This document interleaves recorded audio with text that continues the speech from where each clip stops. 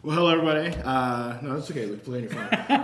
Hello, everybody. My name's John Bundick, Connections Pastor here at CCC. My phone playing buddy here is Luke Erb, the Discipleship Pastor. And then we've got Adam, the Director of Student Communities here. So we thought we should bring in some youth and some handsomeness. So thanks for showing up, Adam. Hey, this is the Midweek. That is the name we're going with right now. If you've got a better name, feel free to submit that because we're terrible at naming things sometimes. But basically what we're going to do is we're going to give you a rundown of this past week's sermon, give some expansion and some other thoughts on that. We're going to do this for the month of October, kind of see how that goes. And so with that said, this past week we kicked off Vision, Mission, Focus. Yeah. First, let me say, those graphics are fire. I don't know who came up with those, but Pretty good. pretty great. We shouldn't call them out in public, but they were great. Or not so much, whichever. They were great. They were Yeah. great. They were really great. So this is our Vision, Mission, and Focus series. We're going to be talking for the next almost 8 weeks, 7 weeks, about the vision and the mission and the focus of CCC going forward. So so with that, Adam, you want to kind of give us maybe a little rundown of your thoughts on Sunday's sermon? Anything big that came out of that? Or? Yeah, so I think it's really interesting. We're approaching our 30-year anniversary as a church, which honestly is a huge milestone. And I think Mike and the elders have just done a really good job of thinking through, okay, like we've done this much over the last 30 years. What does the next 30 years look like? So I'm really excited to see how this whole series kind of plays out. I don't know how it's going to unfold. Football now. Yeah, that's true. Commentators. I'm really looking forward to it. And I think one of the things that really stuck out to me from last week's sermon from Mike was just being able to hear some of the highlights of the last 30 years. That was really cool to hear, but it was great. Yeah. So, Adam, where were you in 1990? It's not even there. So, Wow. yeah, you weren't alive when Jurassic Park came out, were you? No, I don't think so. No. All right. Just Yeah. that's my weird marker for time. No, I thought it was so as we talk about the past 30 years, talking about and so Luke, you've taught Community 101, which is our kind of membership class, our on-ramping class, or just more information about the church. It's a thing I inherited from you. Yes. So still my rookie season, but but that whole the start of CCC is a huge piece of Community 101, right? Right. So Right. that start of what was it, 9 people or something like that? Yeah. Somewhere? Meeting in a garage, and so a lot of them were members up at Community Church of Greenwood, and they also kind of didn't want to keep driving up there. They were like, hey, we could plant a church down here.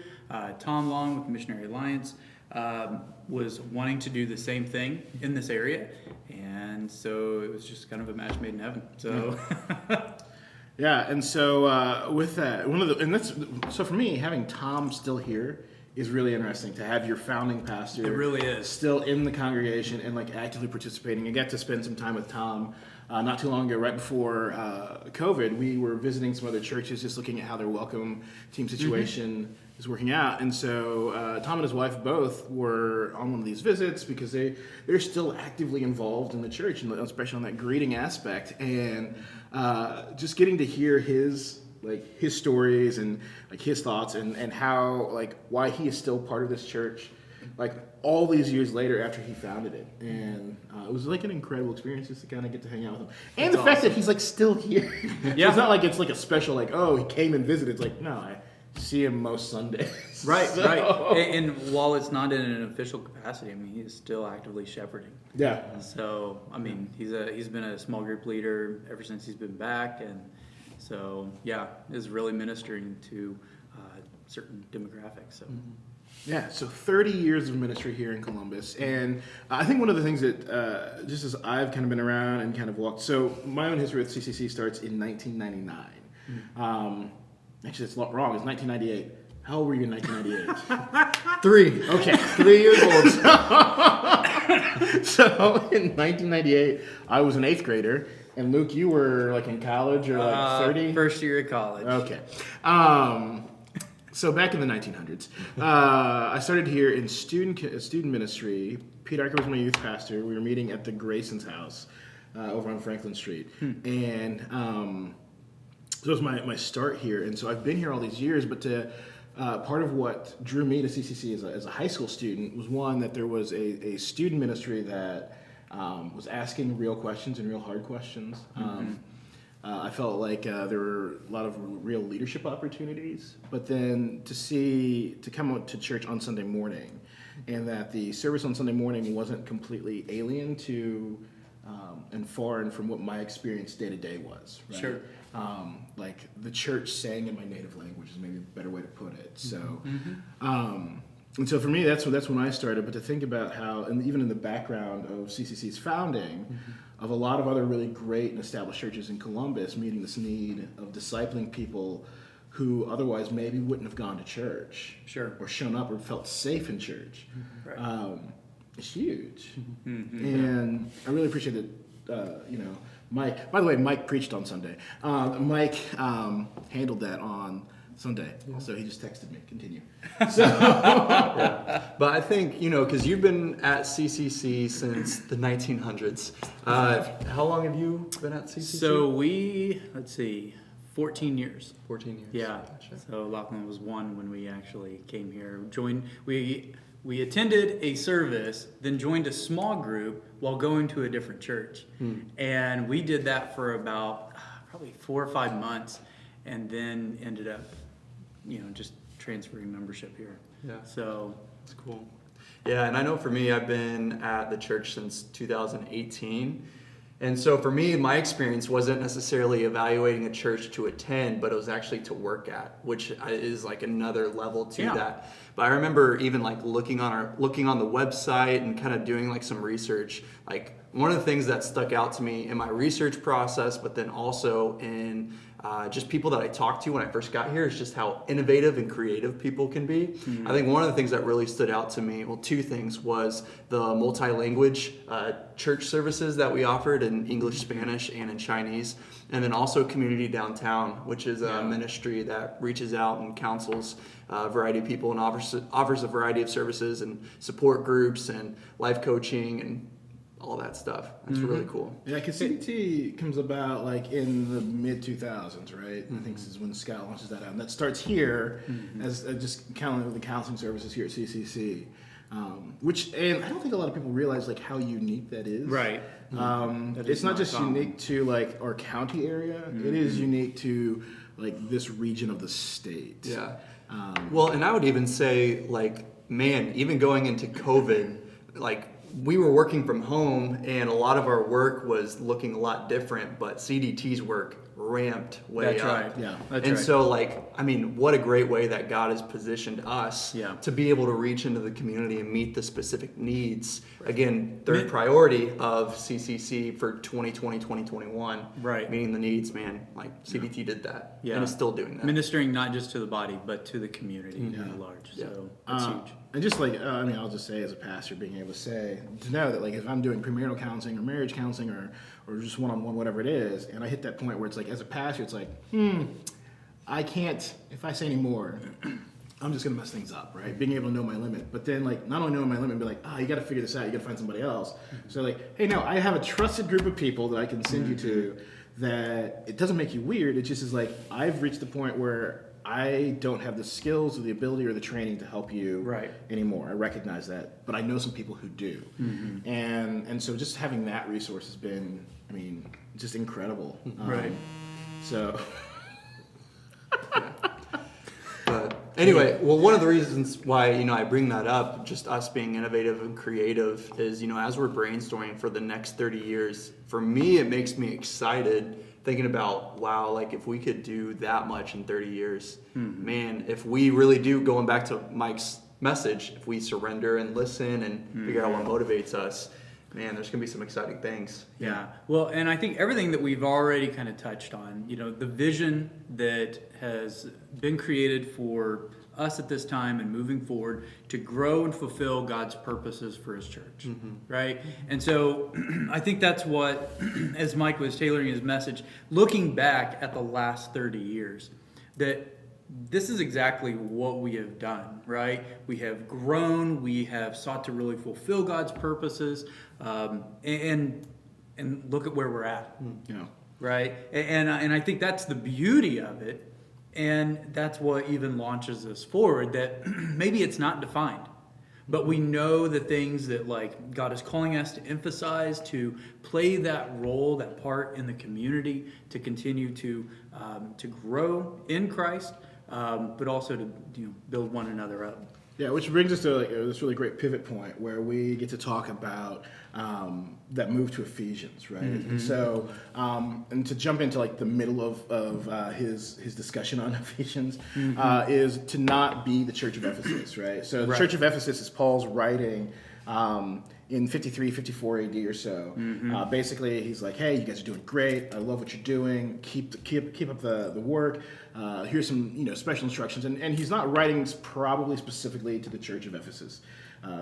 History nerd note, it was probably a cyclical letter. We don't have to the church in Ephesus until about the 2nd century AD. So the earliest manuscripts don't have in Ephesus. But it's probably a collection of letters that are held at the Church of Ephesus. And so it's in Ephesians as it's being passed around. Yep. Anyway, so as he's writing to these group of churches in this region, 30 years later, John the Revelator, as he is on the island of Patmos, is writing on behalf of the resurrected Christ, saying, hey, you've lost your first love. And so how do we as a church, 30 years into ministry, make sure that we are not losing our first love, that we are not becoming like complacent, we're not sitting in a place where, hey, this is what we've always done, because the beautiful thing about CCC is we're only 30 years old, which means we are not too long to a thing to say like we have to do this because it's tradition.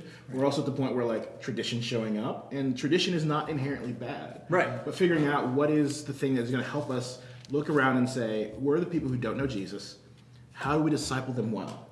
And for people who are already here, how do we challenge them to become disciplers and to be people who are on mission? And I think that is the very point of having a mission statement and having a vision statement. Because if your goal is tradition, then you don't need to have a vision or mission statement. Just let things roll as they are, keep doing the same things over and over and over. But to have a vision statement, to have a mission statement, there is this trajectory of like we are moving forward, we are looking forward, we are inviting God in, and you know what? If He wants to just absolutely wreck what we got going on right now because He's got a better idea, we're all about that because we are all about fulfilling God's purposes. And we know that even as painful as some of that might be, we're also going to grow through that. I mean, it's the dilemma of Jesus' arrival, right? Everybody really loved the tradition of that had come up, and not just the religious tradition, but just even the cultural tradition around that religion, right? So Jesus shows up, and they're all wanting Messiah, but Messiah does not show up the way that everyone thought he would. Not the military leader to free him from Rome. And all of a sudden, like, we're not the most like important political power on the planet. No. What happens, or the known world, I guess, is he shows up. And he's divine, and he's poor, and he dies a criminal's death. And so, like, this is the constant story of the church, that we have to be open to the new thing that God is going to do, because it is always better, but it is not always what we think the way it's going to happen. And where God's Spirit speaks and is listened to, amazing things happen, but they are really painful sometimes. Well, I even think about, Paul's interaction with the church in Ephesus. Like when we read in Acts, I think it's Acts 19 and 20, he's there working, Paul is, in Ephesus for a number of years and equipping them, pouring into them, living life with them to the point when he feels called to go to Jerusalem, and I believe it's Acts 20, he meets with the leaders from that church. And they are weeping and saying, don't go. We don't want you to go. And Paul has to explain to them, like, look, the Spirit's leading me in this kind of way, which, man, it's got to be so tough. But again, when the Spirit is moving and calling you towards that place, like you're getting that drawn there. And it may be difficult, but it's what God is wanting to do. And especially when you think about all the things where Paul led them. Because Paul's appearance in this region does a couple things. Specifically in Ephesus, he ruins he ruins the economy by showing up and was like, hey guys, let me tell you about Jesus. And everyone's like, Jesus sounds good. And it's not just the Jews who are saying that. It's like the Roman and Greek citizens are like, oh no, that sounds awesome too. We're on board. Right. Let's get rid of our idols. And all of a sudden, all the silversmiths aren't making money. Right. Second, like he has got this whole cultural upheaval because one of the 7 wonders of the ancient world is the Temple of Artemis there. It's so important that when Augustus has his own sanctuary built, it's built inside of her, like her like temple there. Yeah. It is massive because Ephesus is the 3rd largest city in the Roman Empire. Did not know that till this morning. Yeah. So for Paul to show up and just completely upheave this, and then also the synagogue was not a huge fan because people were like, oh, this is the thing that we've been praying for. This is the thing we've been reading about. This is the thing we've been longing for, and you are telling us that it happened. Count me in. And so when Paul's like, you guys have got this, I'm out. It's like it's not just like the emotional attachments. It's also we have no idea what to do here now. Right. It's a cosmopolitan city Right. where you've basically helped wreck our entire understanding of the world. And Paul's like, it's not about me. It's about God and what he's doing. So you do that. I'm going to do my thing. And God will sort it out. Yeah. So yeah. Yeah, well, I think that even goes back to even some of Mike's questions. He asked primarily 2 of them. First, what is motivating us to follow God daily, right? Like, have we jumped on board because of the exciting things that's going on and we find ourselves in the midst of it and then it's like, oh, COVID hits. What is it that I really believe? Do I really want to follow Jesus? And then the second one is, are we willing to grow? And I think the phrase that really stuck out to me is Mike asked, what do living things do? Yeah. They grow. Yeah. Right? What happens when they don't grow? They start dying. Yeah. And it just shows you can't be complacent. You can't be in one or the other. Like, you have to be growing or you're going to be dying. So, Yeah. Get busy living or get busy dying. So, but no, I think, and so those questions though, I mean, strike at the heart of a really difficult thing in a church in general, but I think especially a church in the States, which is, why are you here and are you willing to change? And everyone says yes to those things, to like, are you willing to change, until it's something that I think is important or something that I really love. Right. And that's like that's not me like pointing fingers. That's me saying like, no. There have been times where it's like, oh no, I know, and it's like, this is the thing that I don't want to change about myself or about how I'm living my faith or the way I see, like my interaction with the resurrected Christ. But then it's like, okay, so this is the thing that's got to change, right?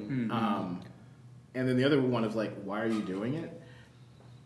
It is. I mean, it's still. I mean, if we're honest, it's a little socially expedient still to have at least an affiliation with a church or religious center, right? We still have that kind of thing. But what if there wasn't, or what if there's not, or what if it's hard? Why are you doing this? If your why is not, literally, it comes down to, this is what I was created for, and this is who Jesus is, and this is like, I am after this Jesus. I think everything else just kind of falls apart. Right. So. And I think that's why, like, this isn't a vision statement just for an organization. This is a personal vision statement that, I mean, I think even as members of CCC that, we can meditate on and be like, you know what? Yeah, like, this vision for my life is to grow and fulfill God's purposes for his church, right? For the body of Christ. And I think when we make ourselves about that is the vision for our lives, then you know what, like, that helps take that change a little bit better. That actually maybe even reveal some of the idols in our lives. Idols of tradition, idols of comfort, idols of pleasure, whatever it might be. And it's just like, hey, because, and that's why you can't just have visions for a organization, for a large group, without it being signed on to by every individual member.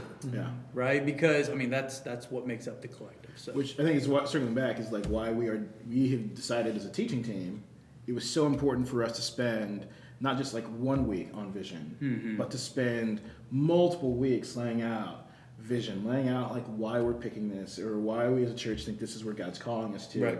how it's going to play out. And we didn't even really get to some of the exciting stuff. Super excited about the exciting stuff. There's some exciting stuff. But no, I think starting to lay those out are really helpful, because then you're able to say, okay, so this is what I know I need, or this is what God is calling me to, and this is how this fits into that. Right. And I think that question, as Mike was asking at the end, why do I follow Jesus, or why am I a Christ follower?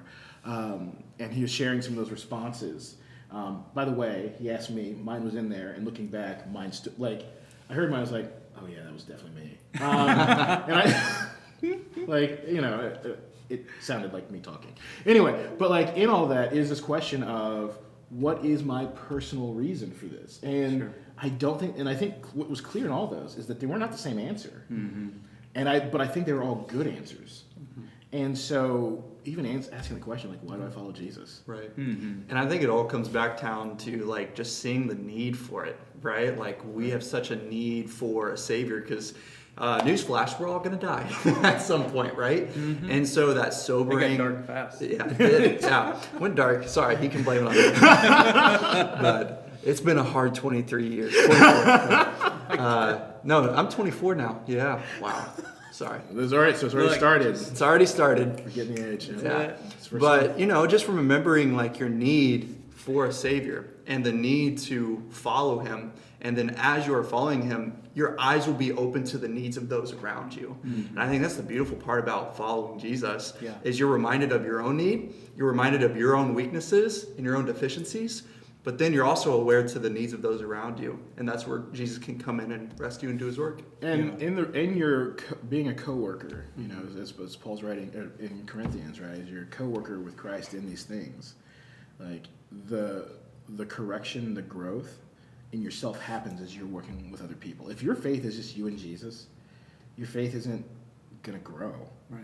Because it requires you having a focus that's not you, because your faith should move you to seeing the world in a way, not perfectly like God does, but in the way that he does. Right. And moving towards the same people that he moves towards. Mm-hmm. And as I'm serving, as I'm loving, and in those ways, the things in me that are broken or need healing, or where I need to figure out forgiveness, those happen. If your theology doesn't make you a more loving person, you've got a really broken and bad theology. And I think this is actually leading into next week's message. Focusing on our mission statement. Yeah, who's preaching next week's message? Some guy. This guy. But yeah, because that's, as you have a vision statement, it's kind of this umbrella of, this is what we're about. Then, you have that mission statement is okay, how does this flesh out? What does this look like, right? And so we're going to talk about that. And what does that mean? And it is all in close proximity to others. Yeah. Right? It's in community, it's being a part of community, it's creating community.